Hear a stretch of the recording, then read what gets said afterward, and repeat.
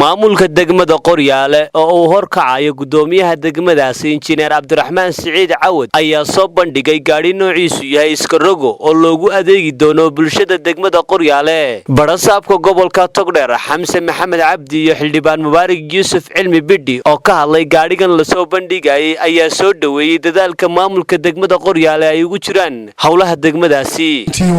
oo mahadnaqina gudoomiyaha degmada iyo maamulkiisa inay gaari markay arkeen baahida degmada inay gaari iibsadeen oo ay runtii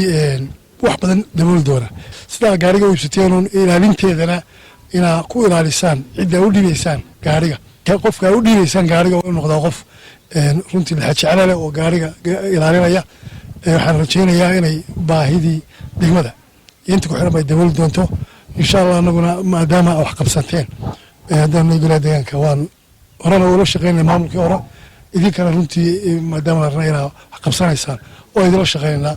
maanta waxa sharaf weyn noo ah inaynu halkan ku wareejino degmada Qoryaale maamulkiisa isku dhan yahay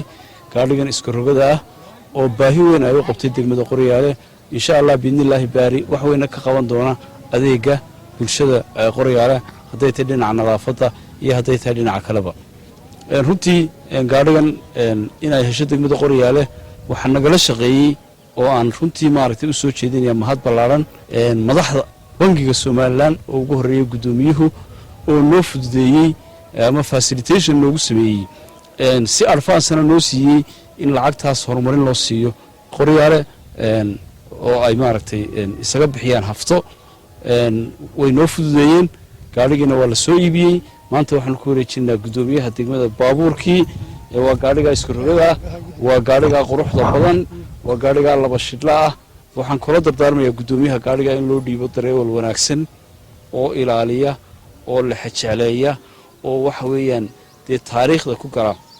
aad baan idinka mahadnaqayaa runtii dadaalkiina aan muujiseen intii aad joogteen ku soo kordhisaan degmada wax ayadana aad baan idinka mahadnaqayaa waxa iyaguna halkaasi ka hadlay maamulka degmada Qoryaale iyagoona u mahadnaqay cid kasta oo kala qayb qaadatay fududeynta gaarigani cusub kan ku soo bandhigaynaa gaari